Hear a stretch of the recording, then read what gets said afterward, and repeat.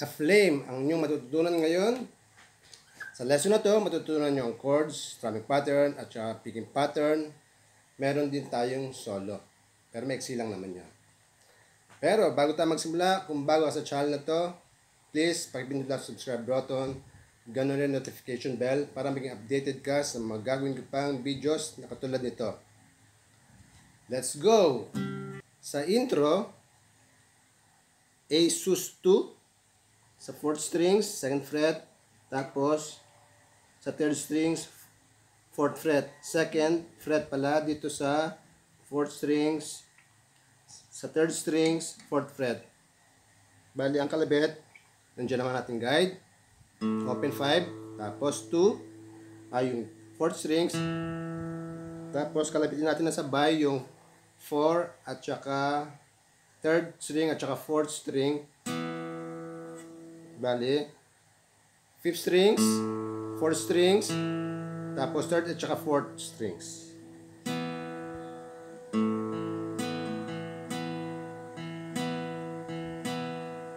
Okay? Isa kalabit lang doon sa bass natin na 5th strings, yung open. Tapos 4th strings. Tapos kalabit ng sabay yung 3rd and 4th strings pataas. Tapos balik sa 4th strings. Balik ganon, okay?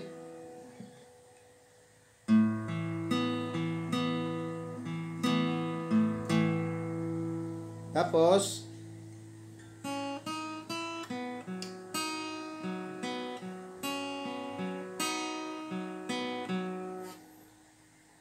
huwag niyo muna pakialaman yung nasa open and close parenthesis sa pangalawang part. Ito muna yung walang parenthesis sa 2nd strings, 2nd, 4th, and 5th. Tapos posisyon yung dalawa ganyan. Nakaposisyon tong dalawa. Okay? 2nd, 4th, and 5th string, 2nd, 4th, and 5th fret. Tapos 4th sa 3rd strings, 4th sa 4th strings. Tapos bigay sa 2nd strings, 4th fret. Tapos nakaposisyon ka na yan, kalabit mo 4th strings, tas 3rd and 4th.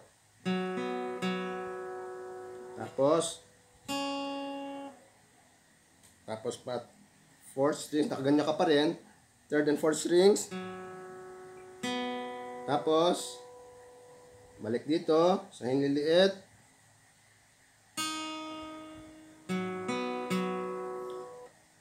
4, 3, and 4 strings. Okay? Bali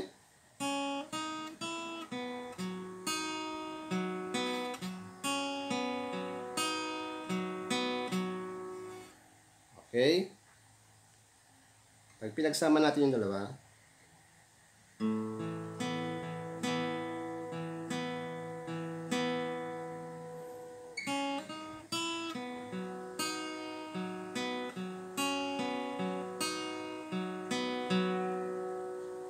ganun ang intro natin. Dalawang ganon. Okay? Sa stanza, ganun din. Pero yung papasok ng chorus, doon na natin gagamitin yung naka-close and open parenthesis. Aalisin natin yung tatlong 4 na magkakasunod. Bali ganito. Ito yung pangalawa na papuntang chorus, ha.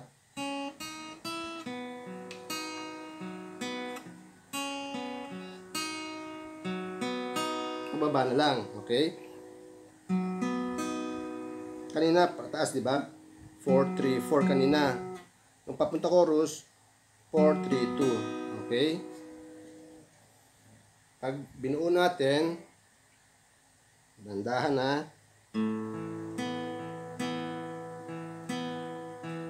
Stanza na to, ha.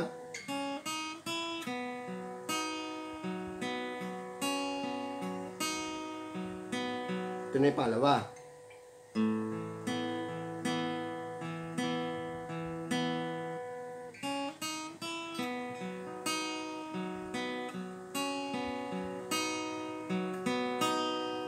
Tapos, papasok tayo ng refrain. C minor. Ang kalabit natin, 5, 4, 3, 2, 4, 3, 2. Tapos, C sharp minor A. Alisin lang natin to. Ganun din, 5, 4, 3, 2, 4, 3, 2. Balik sa C sharp minor. Ganun pa rin ang kalabit. Balik sa C sharp minor over A. Dalawang beses na C sharp minor, tapos C sharp minor over A. Dalawang beses yon. Balik ito.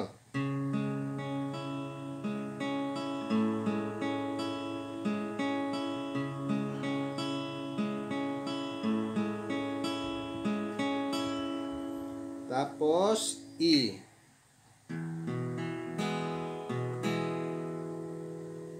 Kalabit ko sa E, 6, 5, 4 down, 4 down, tapos B, 5, 4, 3 down, 4 down,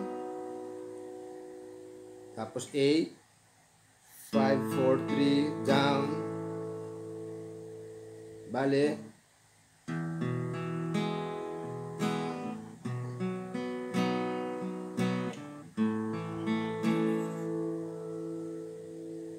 okay, tapos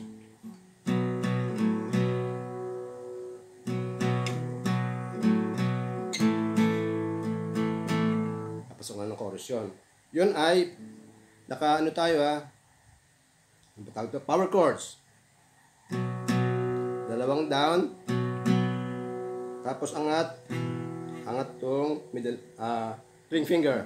Dalawa, one muna, 1, 2, up. Tapos balik sa B5. Tapos ito naman angat natin. Tapos A. Okay? Bale.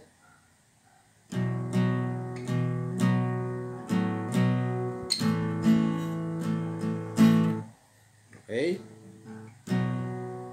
Okay, isa.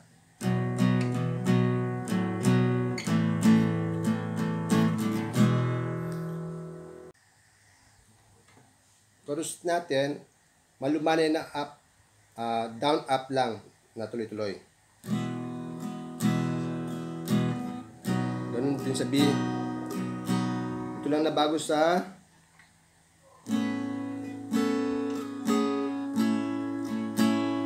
okay, paano yun? Basta kuha nyo na yung E at saka B down, up, na malumanay lang.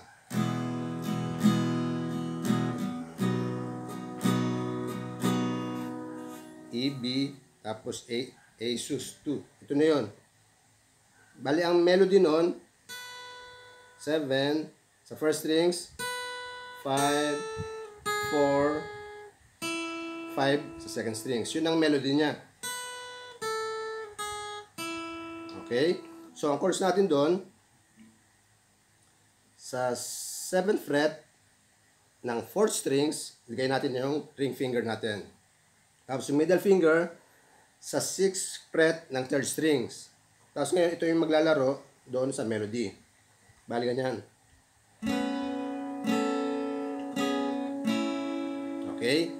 So yung una muna, down, up. Tapos pangalawa, sa 5th fret ng 1st strings, ganun din, up, down. Tapos isa lang dito sa 4th.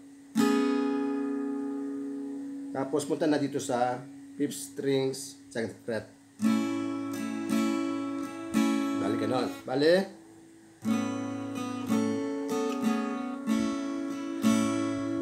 Okay. So, bali ganito yan.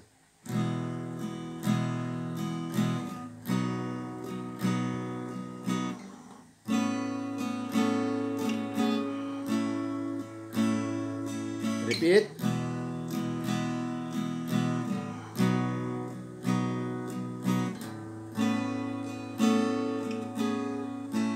Pangatlo, iba na. E pa rin, B pa rin. A sus 2, A.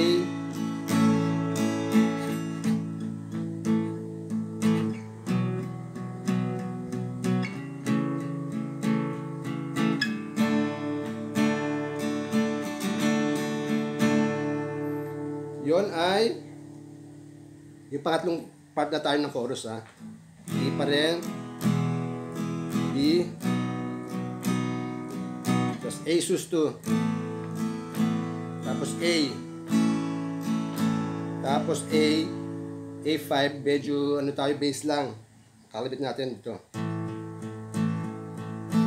Tapos B. Tapos A over C sharp. Bali yun, C sharp, yung bass natin nasa 4th fret na 5th strings, tapos naka A tayo. Kalabitin natin yung 5 and 4. Tapos D.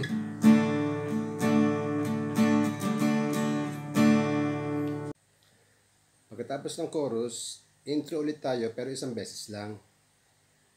Pagkatapos nun, verse, second verse, second refrain, tapos second chorus, pero ganun pa rin ang strumming pattern natin, ganun pa rin ang chorus natin, walang nabago. Okay? So, ang solo niya sounds like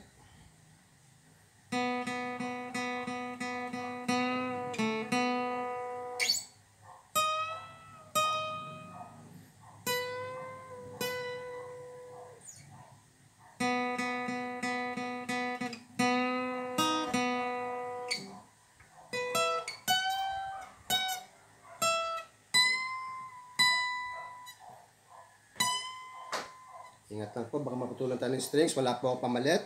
So, sisimula tayo sa 3rd strings, 4th fret. 8 kalabit, yung pang 8 nakabend.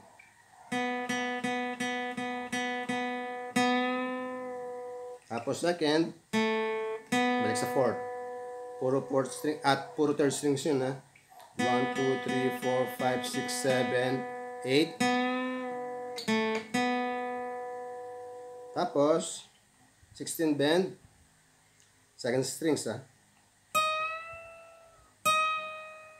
Tapos 12, second strings pa rin. Tapos balik tayo sa 3rd strings, 4th fret. Ganun pa rin, pang 8, bend. Oops, sorry.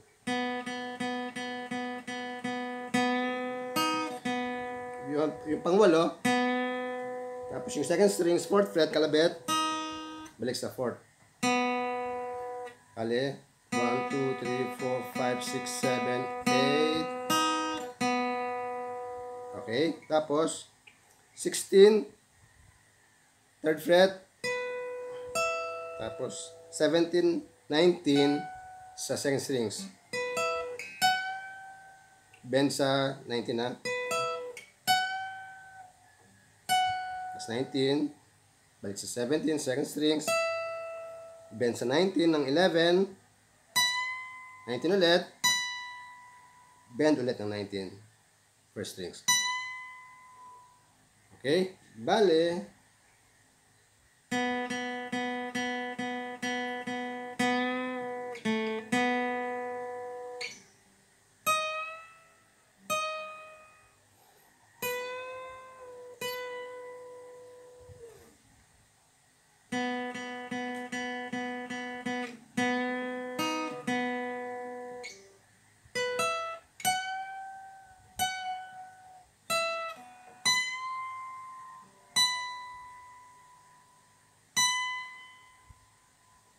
Okay?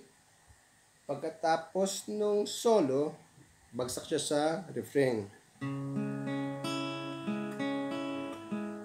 So, wala na bago. Ganun pa rin. Refrain tas chorus, fade na yon hanggang sa matapos. Okay? So, kung nakarating po kayo dito sa part ng video na to, maraming salamat po sa panonood. Hanggang sa muli, pakibisita lang po ang aking playlist. Paalam.